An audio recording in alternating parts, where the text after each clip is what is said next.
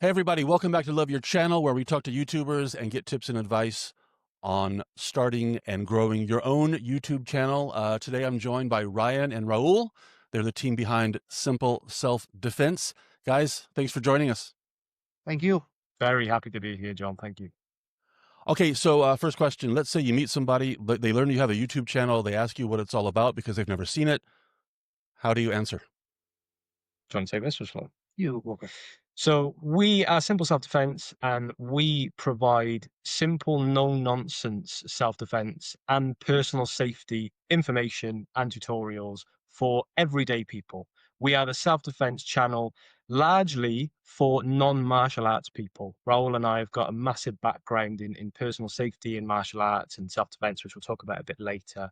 And we are able to take, our skills and experience, and we act as a filter, and we filter out all the nonsense, all the flashy stuff, so we can present people with the practical, effective information and techniques that they need to know to be able to just look after themselves, feel safer, feel more confident on a day-to-day basis.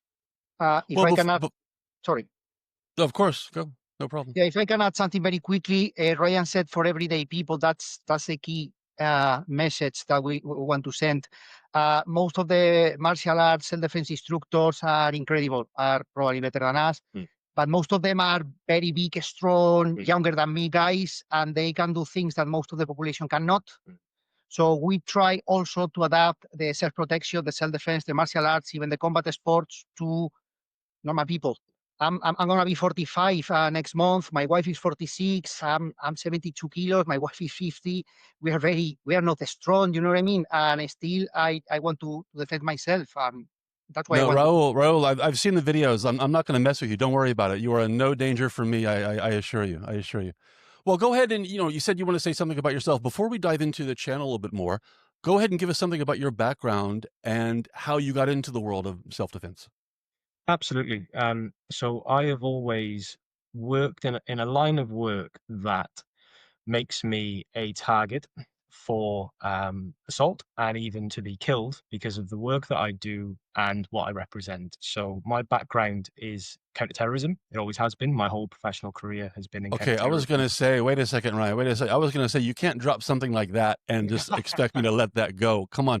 You're a target for violence and being what? Let's go into this for a second here.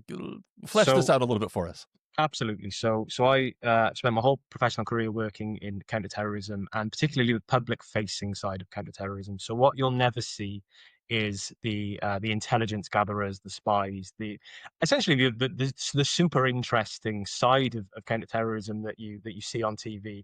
You'll never see anyone like that. You'll never come across anyone like that in person. But I work on more the public, or I worked on more the public-facing side of things. So my role was to go out into the public, deliver training on security awareness to the private sector. I would be in rooms with hundreds of people delivering training. I don't necessarily know who's in that room. I don't know the people that I'm working with. And if anyone wanted to target someone representing counterterrorism, representing a kind of official high profile organization, I would be a good person to target because I'm, what we say in the UK, on offer. I'm there. I'm the public facing side of things. So I'm the person that you would see, as well as my colleagues who did a similar job. I was also heavily involved in the personal security side of things. So part of my role was delivering training to the public. Another part of my role was advising on the personal security of very high profile people. So people who, because of their status or maybe what they represent politically or ideologically, would be considered a very legitimate target for terrorism, for organized crime, or even for just getting punched in the face in the street. So I would advise on their personal security as well. And that would be personal security in their home address. And that would be while they're out and about, while they're driving, while they're on holiday, while they are having meetings with members of the public. So I gathered a really strong knowledge base and skill set when it comes to the soft self-defense side of things, the preemptive side, the kind of self-defense without having to have a fight, right? Now, I travel internationally. So my role is to travel to various different countries to deliver training, some of which are very nice, very pleasant countries. Others are very hostile. particularly locations in West Africa, very hostile, volatile locations where things could go very, very wrong very, very fast. And again, if you were looking to target someone who was high profile or represented a particular thing that terrorists might be against, I would be a good person to target. So I've kind of had to master the art of soft self-defense as if my life depended on it. In terms of the physical side of things, I started training when I was very young. I was bullied when I was younger. I mean, on my housing estate, I was the only person to go to a Catholic school, whereas there was a large group of boys that were all older than me, and they were all in the same class in another school. I was the only one to go to a Catholic school, so I kind of paid the price for that. So I started learning martial arts at a young age, and then I started to take it really seriously. Then when I started my professional career, and I realized that actually I am a target and I could be, subject to assault or subject to something more serious than that. So I started really taking it seriously and doing some good self-defense systems. Well, Ryan, I thought we were going to talk about simple self-defense, but I see we're just scratching the surface. We're just getting started here, aren't we? It's much deeper than that. Raul, what about you? You mentioned a background in boxing. Tell us something else about yourself. Yeah, well, in my case, I'm how older than you? I'm 16, 17 years older than Ryan, which means I was born and bred in a different country. I was born in Spain in the late 70s, 80s, early 80s, and Spain was a devastating country back then. We were in the European Union. We were like a third world country after 40 years of dictatorship. It was a broken country, to be fair. So it wasn't a pleasant place to be in those years in Spain, especially in the poor neighborhoods of the big cities. I was in the second worst or the worst neighborhood of Spain in Madrid, and that was a rough childhood. That was a rough childhood. I have to run a lot. Ryan was bullied. I wasn't bullied. I was assaulted. I mean, way worse than bullying, and I had to run a lot. I had to survive, and I was weak. I wasn't a very strong guy. I wasn't very athletic. So in 1987, I started to do karate.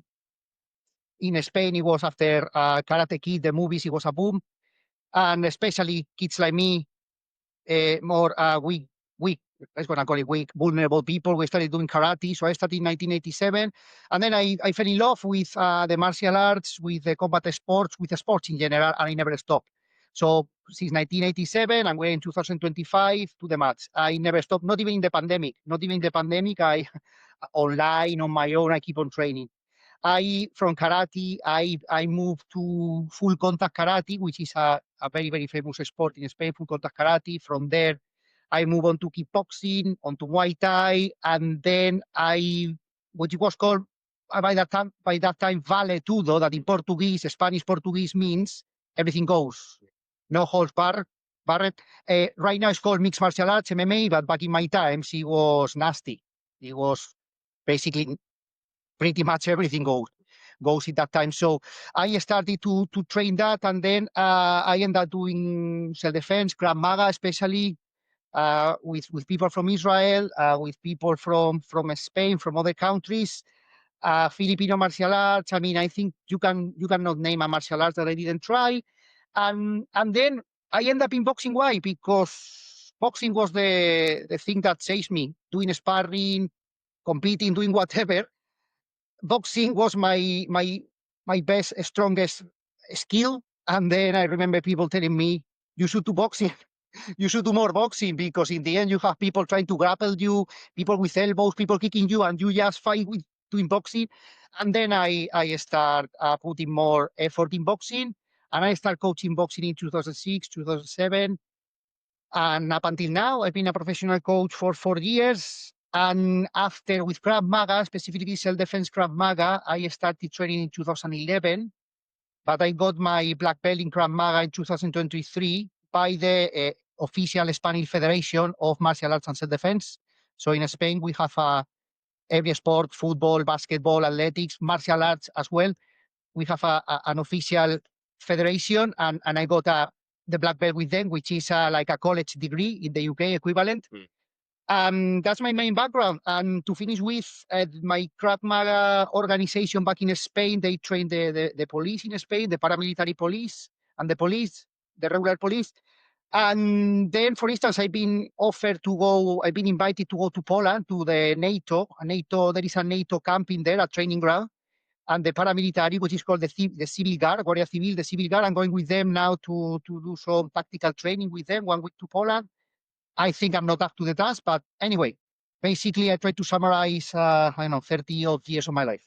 It sounds like between the two of you, we've ticked pretty much every box that needs to be ticked to establish that you're both serious professionals. You know what you're doing. I guess that's the bottom line here. Wow. We do, but again, we try to filter out, like if we don't know anything. Okay. So again, the main idea. Well, that's the mentality you got to have, right? That kind of mentality helps. Definitely. That there's always something to learn, right? Yeah. Let's turn to YouTube here for a second. At what point did YouTube enter the picture? In other words, when did you first think that YouTube was a good platform for you to share your self-defense skills? I first became aware of the possibilities of growing a business on YouTube when I saw my cousin, who owns a very large YouTube channel that I won't name because it's a faceless channel. He does largely animations and caricatures and stuff.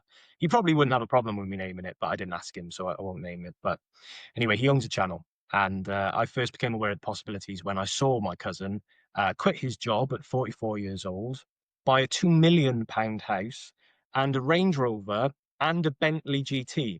And I thought, it's a bit of money in this YouTube game, isn't there? That's the kind of thing that kind of gets your attention, doesn't it? It makes you start thinking about YouTube, doesn't it? Without a doubt. It's something that I'd never really considered before. And my cousin, he won't mind me saying this, is a very normal person. He doesn't have the secret sauce. He doesn't have a particular, genius mind or set of skills. He's a very normal guy. He's doing something right, isn't he? That's just doing absolutely incredible. Yeah. So I thought, wow, a normal person with a normal background can create an amazing life for himself and his family. So I thought, right, YouTube is the way to go. So that's where it first kind of entered my radar as something that I want to pursue. So did you just jump right in, or were you kind of strategic about the details, or how did that go? So self-defense wasn't the kind of the obvious choice. If you like, I can kind of give you a bit of the walkthrough of the thought process that I went through when I was choosing my niche, because I think people watching this, one of their problems will probably have, absolutely. I want to start a channel, but I don't know what niche to choose. So of course, I'll give you a bit of a walkthrough of kind of what I went through. So Gary V, very popular online business consultant, social media person, he said, document, don't create. So when it comes to creating content, document what you already do, because it's far easier and you already have a kind of pre-existing bucket of things that you can make content about. So document, don't create. So the very first thing I did was I listed different things that I could potentially document. And for anyone at home, I would say, right, think about what you already do in your life. Think about your day job. Think about how you spend your free time. Think about your hobbies, any particular skills that you already have that you could make content from. So I did that, and it narrowed it down to a few different subjects that I could talk about. One of them being self-defense, terrorism, finance, because my degree was in finance, and travel, because I travel a lot. Then two fundamental questions that I asked myself. One was, what do I have a unique perspective in? What do I have a USP, a unique perspective, or a unique kind of angle? So I was able to remove finance because, it was my degree, but actually I don't have any kind of unique perspective there. I had nothing new to add to the world of finance. Nothing new whatsoever. I was just, I studied it. I enjoy it, but nothing new to add. That narrowed it down essentially to counterterrorism or to self-defense. And then the second one, which I would say is the most important question that you could ask if you want to grow a business, is what problems can you solve? What problems can you solve for people? Yeah, growing it doesn't get any more simple than that. It's tried and true for a reason. Yeah. Absolutely. First principles. Yeah. Mm-hmm. So that brought me to self-defense as in the end, the obvious answer, because I had a unique skill set and unique skills and experience, particularly around the personal safety side, that I could solve people's problems and make them feel more confident.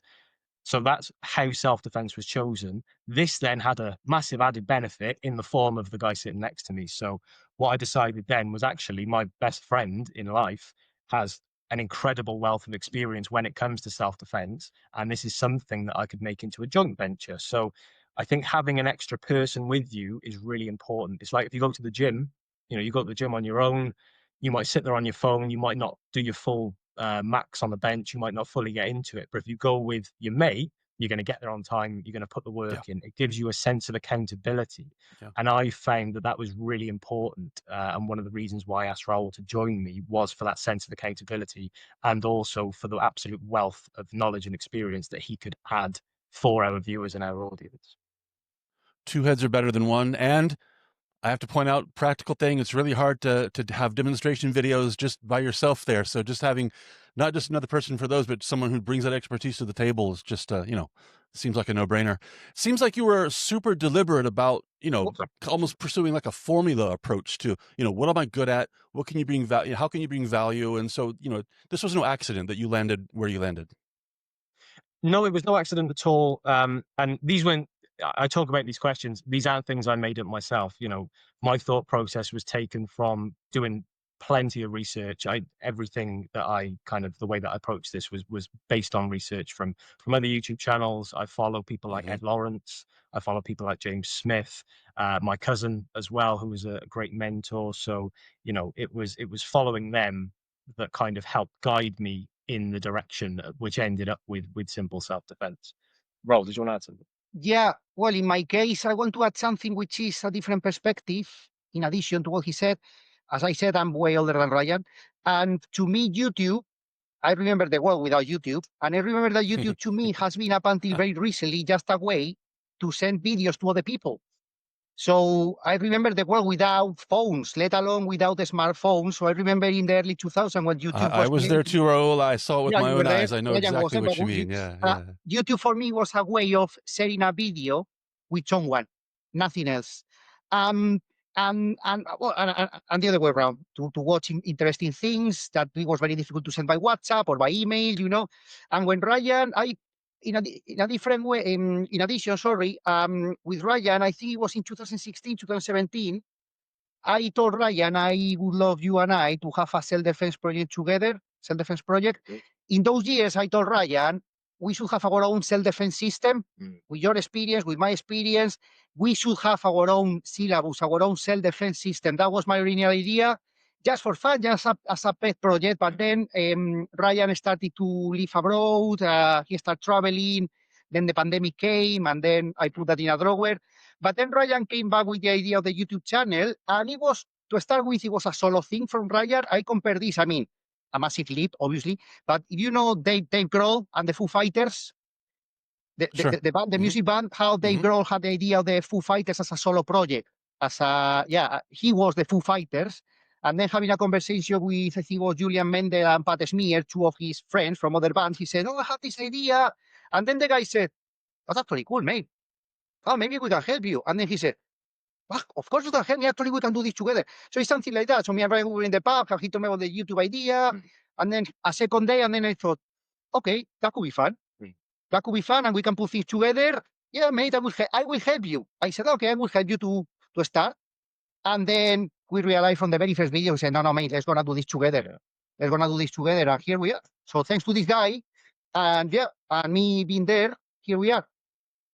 Well done.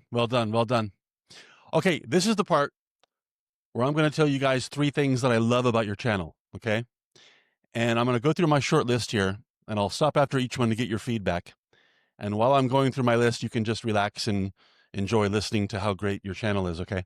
So the first thing I love about your channel is what I call perfect balance. And I have to explain a little bit here because, you're basically making instructional videos in the context of self-defense. And when I look, and I know I'm not alone in this, but when I look for an instructional video to solve a technical problem, for a piece of software, or just whatever, when I look for an instructional video, I do not want to spend the first 30 seconds listening to somebody say, "Hey guys, how you doing? Thanks for watching. Make sure you like and subscribe." And I'm like, no, get to the point. Just get to, I'm looking for an answer. I need you to get to the point. Shut up and get to the point, right? Yeah. And that's what you guys do. In every video you have, you get to the point. And I love that. And that's part of the balance. But getting to the point quickly does not mean that everything is rushed or incomplete. No. The other part of the balance is explaining everything that the viewer is looking for. And your videos, and this is all the balance idea. Your videos are as long as they need to be to explain everything, but as short as they possibly can be. There is no fat in your videos. There's nothing to be cut. It's just right. And that's why I say you have perfect balance. So well done. Is that deliberate or just how did that work out? Thank you. Yeah, absolutely. Thank you Cheers, mate. for that feedback. Thank you very much. You're absolutely right. I'm a trainer by day job. I deliver training in various different things, and you can people's faces are the best kind of feedback, right? It's difficult to gauge online, but people's actual faces when they're sat around a table and you're presenting to them, and you can see firsthand if you elaborate too much, if you go on too much, if you over explain, you can just see people just switching off. They're just switching off. They're not paying attention. And actually, it's better sometimes to give people 70%, maybe even 50, 60% of the information, but then being switched on and taking in all of it, than to give absolutely the download of your brain. And by that point, they've switched off and they're not listening. So Right. it came from my experience of delivering training in person. Actually, if we are just concise, we don't over explain, we are bam, ba bam, ba bam. We give people what they need. We don't bullshit them. We don't fluff it up. They're more likely to stay with us. And by the way, I should have mentioned that for each point that I give you about why I love your videos, I want to have a takeaway for the viewers watching this. The takeaway from that first point, of course, is that, and especially for instructional videos, is that, people landed on your video for a reason most often, and they want you to get to the point. And so really think twice about what you're doing with those first 10 seconds. Are you engaging them with the content they're looking for? Or are you wasting time asking how they're doing? It drives me nuts when people come, how are you doing? Look, they can't answer you. Why are you asking that? Just keep going. So get to the point. That's the takeaway for the viewers. Okay. The second thing I love about your channel, perfect, and I mean perfect video titles. I don't think any of your video titles can be improved on. I mean, they are just right. How to do this, what to do when, 3 simple ways for this, or they describe the situation, how to defend yourself here. This is not only great for people looking through your videos and they can choose exactly what they want and know what they're going to get, but this is also good because it matches Google search terms. Think about how people, when they're typing in the search box, they usually phrase it in terms of how do I do this? How do I do that? And so when your video is titled, how do you do this? Or how do you do that? That increases your chances of coming up and your visibility and getting clicks and everybody wins. And so I think the takeaway here is that titles always matter. Titles always matter. But for instructional videos in particular, you should always think about what is your target audience putting in that search box, and how are you going to title your video to match it as precisely as possible, again, to increase the chances that you are among those first handful of videos that come up. But your titles are so good. Please tell me that you're either super strategic about this or you're using some kind of tool or something, because you get it right every single time.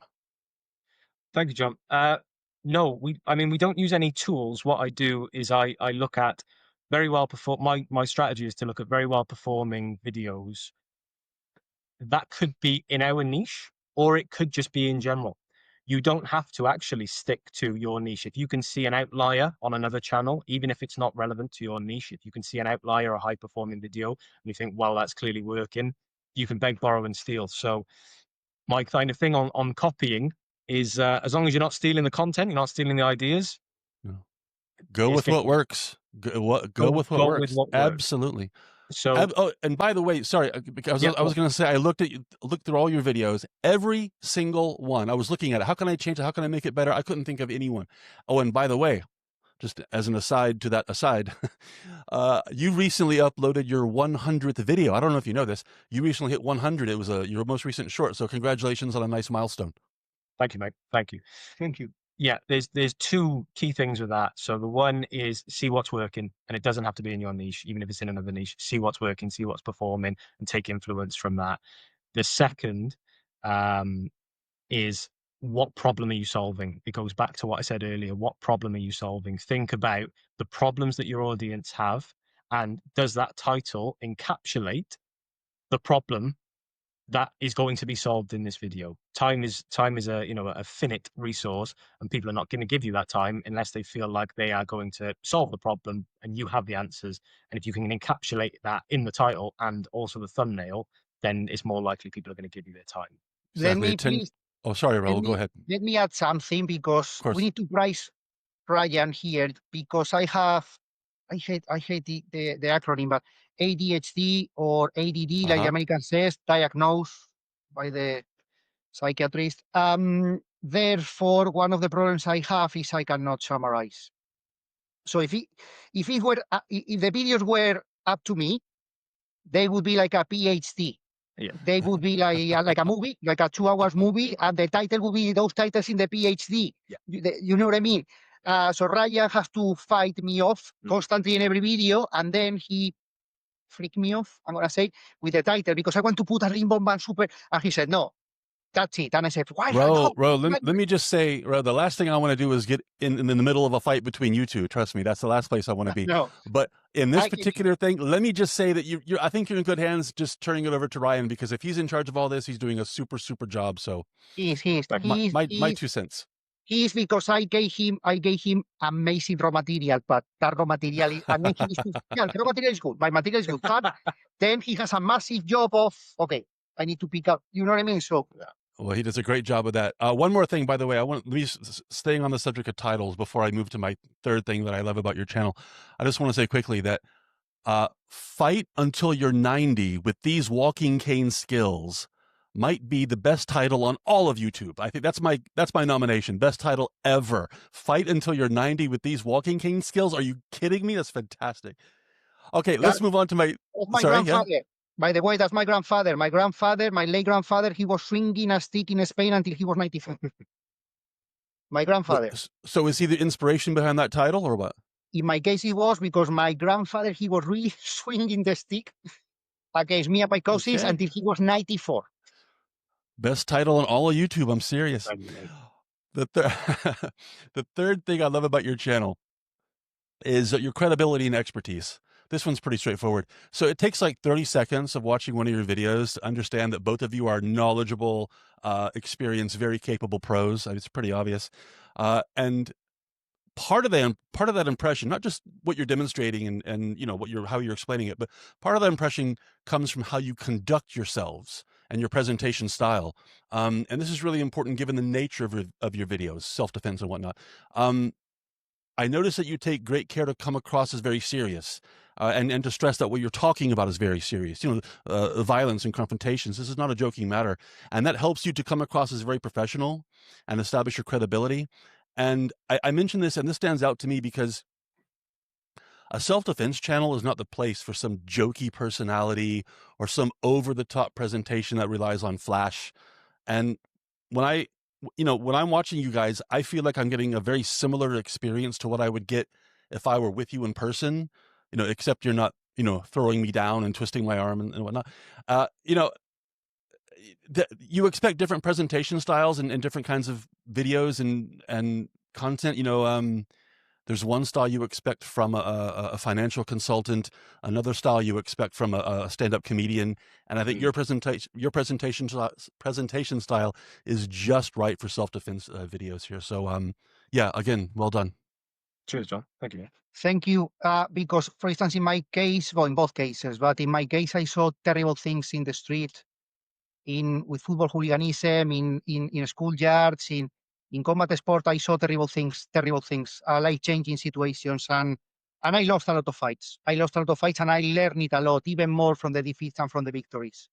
And that's why this is a very serious matter. Thank you for pointing it out. So, yeah, it could be a hobby for us, but it's a very practical hobby because it's something paramount. It's very important for everyone else to be safe in your daily life.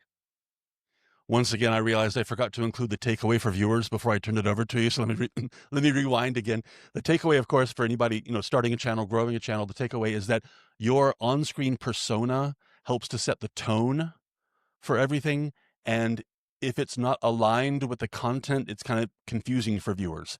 And so, make sure your presentation style matches the nature of your content. And again, you guys have got that just right. So let me move on to some other questions here. I want to know something about your editing process after you have your raw footage recorded. Okay, yeah. So in terms of the kit, so I use this thing here. So this is a DJI Pocket Osmo 3. It's really, really cool bit of kit. That is what we use to film our videos. I don't think for our particular niche, we would need anything higher quality than that. It's about as good as we realistically need, and I think it's going to future-proof us for some years to come. For the sound, we use the DJI Mic 2, which connects easily to the Osmo. So that's how we film. That's then uploaded onto my laptop. So I use a TUF gaming laptop, which is, to be honest, probably overkill for the level of editing that we do. But I found with kind of ordinary laptops, I was getting a lot of buffering when I tried to edit the footage. So I went probably overboard, and I got myself a gaming laptop. And I like gaming anyway, so it's kind of two birds with one stone. For the editing software, I use Adobe Rush, which is something like $10.99 per month in the UK. It's not as good as Adobe Premiere Pro, but it's everything that we need. Other than having to chop out 90% of what Raul says because of his ADHD, our editing is actually quite easy. It's very time consuming, but it's not difficult. We don't have flashy animations. We don't have intro screens. It's very much we just get on with it. So all I do is just line up footage, crop, and trim, and that's pretty much it, really. So give me a rough idea of how much time, like when you sit down to start, how much time do you need before you're ready to upload? As in once the video has been filmed, then I'm just edited? Yeah, once you have your footage and get started on editing, how much time do you need? So for a video that is probably about 5 or 6 minutes in the end, that is usually around about 40 minutes or more of raw footage. And it probably takes me, now that I've done 100 of them, probably takes me 2 hours. Probably 2 hours. It used to take longer. Now it probably takes about 2 hours to edit. I'm not a pro, but lining things up, cropping things, getting all the footage right, choosing which, because if we're demonstrating a technique, right, that's not the only time that we demonstrate that technique. We probably demonstrated it 5 times, so I've got to go through and choose, right, which is the best one, which is the one we're going to show viewers. So by the time I've prioritized footage, lined it all up, got it all ready to upload, probably 2 hours, I would say.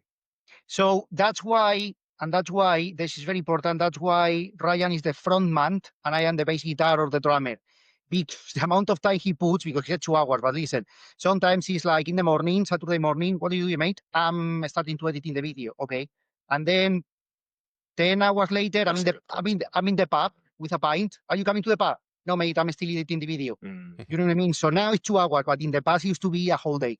Yeah. Well, So yeah, I was going to ask Ryan, in the early days, must have been, because I'm going through the process myself. I know what it's like. How long was it before you felt like you hit your stride and it was kind of just easy for you? 5-6 hours. You repeat that a lot. 5-6 hours. Because you're 100 videos in now. I mean, at what point, after 20 videos, were you okay? 10, More 50? than that. I would say up until very recently. Very Oh, really? recently. Okay. Very recently. And even now, it can still take the entire day, but that's because of me and how fussy I am. If I was less fussy, if I just had somewhere to be and I had to just sit down with a coffee and smash it out, yeah, probably 2 hours. But if I've got the day, I'll regularly take 5 or 6 hours because I want it just right. And let's gonna point out that sometimes he called me and said, "Listen, I'm sorry, but I don't like it, even though it's perfect." Yeah, that's happened. Actually. And then we need to refill. That's Say no, we need to, and then okay, then I'm in the pub, and then we need to refill my part or whatever. So Perfectionist. Yeah. We talked about your titles. Excellent. Let me ask about your thumbnails, because I see that you usually have a dedicated image for the thumbnail, and it's funny because, Raul, it often seems that you're the one getting punched in the thumbnail. I don't know what that's all about, but it seems that way anyway. What's your approach to thumbnails and how do you make them? Right. Mr. Beast said, title and thumbnail matters more than you think. Everyone, including himself, including Mr. Beast, said he sits in the corner every day and he says to himself over and over again, the title and thumbnail matters more than I think. The title and thumbnail matters more than I think. It is absolutely the most important thing ever. Because if people don't click it, they're not going to watch the video and you've totally wasted your time. So it drives me insane when I see well, it doesn't drive me insane because it's a good competitive advantage for us. I see other martial arts channels and a lot of them will screenshot a part of their video and that will be the thumbnail. The thumbnail needs just as much dedication as the planning of the video. The very first thing that I plan, so scripting the videos take quite a while for me. The very first thing I plan is a title and thumbnail before anything else, before I've even looked at the script, before I've thought about the key points of the video. It's title and thumbnail. So that is mega, mega, mega important. And again, it's trying to encapsulate what the problem is, how we solve that problem in a way that is kind of enticing for people to click on it. It's really, really, really difficult. And sometimes it happened in the last video actually, it's more difficult for us to get the thumbnail right than the whole video. So we film the video fine, True. and then it takes us a lot to get the thumbnail right. Honestly, the thumbnail is Harder than the video. is harder than the video sometimes. 100%. Definitely. Have you ever? About me, sorry, me, that's a very good point. Me getting punched. My main skill, my strongest point is my chin. So listen, I'm not gonna say I'm heartless. I don't have a great capability of damage people. I don't have a great strike. But mate, you can hit me with a baseball bat and you're not gonna knock me out. That's my main thing. That I'm better than Ryan. So that's why I'm the one. Like I getting... said, from the thumbnails, it would seem that you take most of the hard, heavy blows. But if you've got the chin to survive, then all the better. All the better. So one more question about the thumbnails. Have you ever done any kind of A/B testing or kind of gone back and changed the thumbnail because it was underperforming or anything like that? All the time, yeah, all the time. So most of the time I'll upload 2 or 3 because YouTube allows you to upload up to 3 thumbnails at any one time, and it will then split test them, and then it will make a report based on the watch time that each of those thumbnails generated. So I do that most of the time, and then I'll pick the winner. That was another point I was going to make. Yeah, a good example of that. 70% of the time it doesn't work. Once you've I find in our experience, once you've set the thumbnail, if you change it at a later date, it doesn't generally have that much of an impact on a maturing video. But there was one time, it was our second highest performing video, and the thumbnail is, I think, Raul, it's about how to gain an advantage over someone as they're progressing towards you, making threats, saying they're going to attack you. And I'm in the background, I'm walking towards Raul, and there's a speech bubble coming out of my mouth, and then there's words saying, "I'll knock you out." All I did was I made the "I'll knock you out" bigger, and it gave us like another 400,000 views on that video, where obviously a lot of our demographic are slightly older people, probably couldn't see it as it was. As soon as I made the text bigger, bang, Makes so sense. that was a success story. And it's always worth doing, even if it doesn't always pay off. Sometimes it might. Nice lesson that even the smallest detail, easy to overlook, can make a huge impact if you go back and make a change like that. Yeah, Just let me ask quickly, since you were talking about, statistics and numbers and kind of obsessing over every detail, what can you say to people about, and this is independent of, the content of your YouTube channel, whatever kind of channel you have, because I know a lot of people get, obsessed, to use the same word, on the checking their stats constantly and obsessing over these small details, which I get. And as a creator, you want to, as a YouTuber, you want to get the best stats possible. At the same time, though, it's not healthy. You have a life. There's only so many hours in the day. At a certain point, you have to say, you know what, I hope it works, but I'm not going to. How do you kind of strike a balance between wanting to, make the best channel you can have, get the best results you can have, and not spending your life looking at the laptop? I think we differ on this in terms of how much attention to detail we have. I've adopted quite a stoic mentality, right? Where in stoicism philosophy, you recognize the things that you can change and you do your best to change and influence them, and you recognize the things that you cannot change and you just accept them as nature, right? So my focus is, can I make the absolute best video that I am possibly capable of making? Can I edit it in the best way that I can? Can I make the best thumbnail? Once I've done that, if it performs, great. If it doesn't, it doesn't. And even for professionals, and we're not professionals, even for actual professional YouTubers, only about 3 in 10 videos are high performers. So you cannot expect every video to be a 1 out of 10, a 2 out of 10. Most of them will flop. In terms of the statistics that matter, I used to be so caught up on the YouTube studio, going through every single detail like a forensic investigator. There's 3 things that I look at now. First one, and the most important one, is the click-through ratio. That would be the most important one.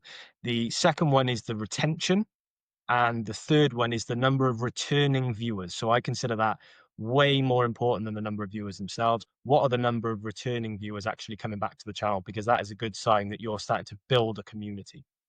In my case, it takes a lot of my life. I'm not gonna lie, because I need to read and probably to reply to every single comment. And when we had 20 comments, but now we have thousands of comments. And actually, up until today, I read, and I mean, it took me like a month, a delay of a month, but I read and I probably reply every single comment that we get in the channel, and that's time consuming.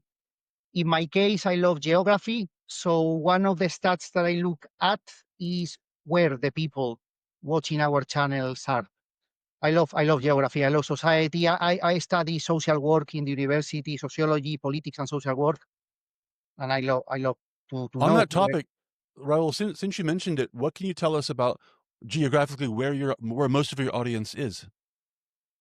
Very good question. Right now, I'm gonna start with the cities. Okay. Go. With so New York was number one up until 6 months ago that London took over. Yeah, New York has been from number one up until 5-6 months. Now New York is number five. Wow. And then we have London, and then we have the Sydney, Melbourne, Chicago. Right now, I think it's our top. Hamburg in Germany. No, Hamburg in Germany. No, well, those top five, 100%. So yeah, we have people from Australia, a lot of people from Australia, a lot of people from the States, a lot of people from specific parts of the UK. Okay. And we have people in Germany. Germany is people from the rural areas, not from the main cities. That's funny. It's like, okay, so we have a lot of people from Germany and Austria, but they are not from Vienna or from Berlin or from Hamburg. No, it's from the rural areas. Yeah, I'm laughing. I'm laughing because I'm with you. This is fascinating. As a fan of geography, you can sit down and say, "Wow, this is cool." At the same time, though, this is yet another thing you can sit and obsess over for hours and hours and hours. And at a certain point, you have to go outside. You have to go outside. You have to go eat. You have a family. You have a life. You have a job. It's just so tempting to sit there and say, "Wow, let's look at the map of Austria and see where our viewers." You can't do that. You can't do that. No, definitely. And you can dig in the stats also the age. It's a rabbit hole. The gender. It's a rabbit hole. Exactly. Millions of data there. And it's time consuming, but it is what it is. Let me sneak in one more little question before I get to my last question, which is kind of a big one. Well, more of a comment, really. You've got a video, another contender for best title on YouTube. Let me see if I can do this justice. Scared to punch someone who's up in your face? Try these. I love it. Another super title. 2.1 million views. By far your biggest performer on the channel. Scared to punch someone who's up in your face? Try these. Any ideas about what made this one take off? So this comes with... Besides the amazing title, by the way, obviously, yes. This comes with two cool stories. The first one is that video was going to be called something completely different, and the name of it escapes me. And I mean, at the point of upload, as it was on YouTube, and I'd done everything and it was ready to pull the trigger, it was going to be called something like... I can't even remember, like non-violent preemptive strikes or punching people without I can't remember, but something nowhere near as good as this. And then at the very, very last second, I thought, actually, what is the problem that people who might watch this video would have? And it is, a lot of people are just shit scared of punching someone. A lot of people are just scared of just going absolutely nuclear option and just hitting someone. People don't want to do that because they think that they might break their hand or they might end up in prison, wherever it might be. So I changed it, and then it just went absolutely wild. The second is that video, if you listen to it with headphones in, the sound only comes through one ear. The sound, for whatever reason, on only that video, Did not notice that. Ear, and we almost lost it. I wasn't going to publish it because of that, because the sound was broken, but I did it anyway. And then that took off and changed our channel. And to be fair, I've been scared of punching all my life. Outside a boxing ring, I've been scared of punching any human being in the face. I've been in, as I talk about in that video, but many of the situations that I needed to punch someone for my own sake, but I didn't want to. I couldn't. I don't want to.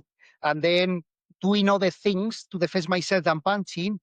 because I couldn't. I wasn't brave enough. I thought I'm gonna fail. I'm gonna break my hand. I'm gonna get battered, or it's morally wrong. You know what I mean? It's very personal for me, that video, and also the hook was very cruel because I knew I spot that Ryan didn't put the groin guard. I thought I saw, oh, Ryan didn't put the groin guard, it's on the floor, and then I thought I'm gonna raise my friendship and his parenthood, everything, but I'm gonna hit him in the voice, in the groin, and hope for the best because he doesn't take very well when he gets punched. He doesn't take mentally very well. And then I did it. I don't either, if that makes you feel better, Ryan. Most of us don't. It's just how it is. But I did it. I mean, it's not on camera what happened. It was half an hour of me on the grind. Yeah.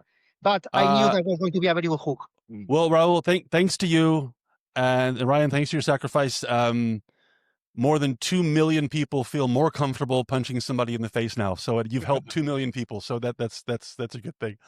Let me get to my final question here. What can you say? Give us a few things. Give us a few pointers, tips, advice, maybe inspiration, anything you like for people thinking about starting their own channel or growing their own channel. What can you say? All right. So first one is just do it. Just start. Because actually, most people will get caught up in the idea phase and they'll want to get everything right and they'll do endless research. And that's fine, do some research. But if you wait until you are ready, you'll never be ready. Our very first video, I didn't even want to do it. I was a little bit nervous, and literally we were talking about it for ages and ages and ages. And I said, right, just roll the camera and we'll just deal with it, and we'll just make it up as we go along, and it's going to work out fine. And that's exactly what we did. Camera starts rolling. There was no script, no anything. It was just right, just start talking and deal with it. Just start. I would say commit to doing 10 videos, without any expectation. Now, we committed to a lot more than that. I actually said when I first started, right, let's make 100 videos. Let's commit to this for 2 or 3 years without absolutely any expectation of it paying off whatsoever, and just see what happens. It could work out really well. It might not. So just start with no expectations. That kind of links into the second point, which is try to be as stoic as you possibly can. When you first start and you get negative comments, it's really going to piss you off. Like, I used to argue with people in the comments, but I learned very quickly, quicker than other people, to not argue, to not get sucked into it, to just ignore them. Reply to the nice comments. If there's some constructive feedback, some genuinely useful feedback, great, take it on board. If it's just people trolling you and taking the piss, just ignore it. It's not important. Do you want to add one? Yeah, well, in my case, I didn't realize until we were already filming videos. It was about legacy. I wanted to be. I have very good friends of mine. Tommy Joe Moore is a great writer and instructor in the UK. He writes books about martial arts, and I wanted to be like my friend Tommy. But he was an instructor from Canada. He's called Paulo Rubio. He's Filipino-Canadian. He's Funker Tactical is his company. He has a lot of success, not only YouTube, but in every social media. And he said to me, you should be proud of your legacy. I saw your channel, and it was in the early days, and you should be proud of your legacy. And then I realized my dad was a professor in university, and his legacy was his studies about all things, geology and things like that. I never wanted to be a legacy, but then I thought, why not? It's cool to offer something to the world, to create something. We are creating something. Okay, some people create music, create films, create books, create house, a garden. I never create anything that I know of, and this is our creation. This is our legacy to the world for the years to come when we are no longer there on this earth. And yeah, that was very important. But also having fun with your best friend is incredible. Yeah. Ryan, from the very first day, he knew, mate, we are gonna smash it. We are gonna get money. We are gonna get famous. And I thought. Mate, I'm having fun with you. I'm doing something that I love. I remember the first video, he said, 125 people in 2 days. And I thought, wow, 125 people in 2 days. You know what I mean? I just wanted to have fun with my friend, doing something that I love, helping 125 people. But then it's also about legacy. It's about having something to offer to others. You know what, Raul? I never thought about that, actually. Yeah, the opportunity to create something kind of, thanks to the unique nature of YouTube, something bigger than you that you can share with the world, people you'll never see or never meet. you know, in all those small towns in Austria, for example, you know, they will Yeah. enjoy what you've done. And Ryan, I like, you know, what you said as well. Be prepared for disappointment. Be prepared for frustration. Roll with it. It's part of the experience. And also an excellent point. Don't kind of like amplify the negativity by engaging with the trolls. You know, engage with people who like your stuff. Let everybody else do their own thing. You know, 3 minutes after they leave their comment, they've forgotten about you. They don't care about you. You do your thing, they do theirs, and everybody's happy. So I think that's really good advice. Really good advice. And enjoy every single second. If you like it, if you're happy, whatever the outcome, you just enjoy the process, enjoy every single second. So I used to laugh at That's Cruel 15 years ago when the YouTubers in Spain, they call themselves artists, and I used to laugh. But yeah, hell they are. Actually, hell they are. Now that I'm doing it myself, it's like, wow, this is difficult. This is not just filming yourself with the phone in 10 minutes. So it's a great Absolutely. thing that you are doing, no matter the outcome. So you just enjoy yourself and offer things to us, to other people. Well, guys, congratulations on your first 100 videos. We look forward to the next 100. And for anyone watching this, the name says it all. Simple self-defense. It's all there. Link in the description below, of course. Learn how to, I made a list here. Learn how to stop someone from choking you. Eye strikes that all seniors should know. What to do when you're cornered. My favorite, how to fight a drug-crazed maniac. Love that. How to become, I like this too, how to become almost impossible to hit. I like that qualifier, almost impossible to hit. All excellent stuff, and all that and much, much more. Guys, thanks again for joining us here on Love Your Channel, and all the best. Thank you, John. Thank you very so much much, indeed John. for everything. Cheers, mate. Thank you.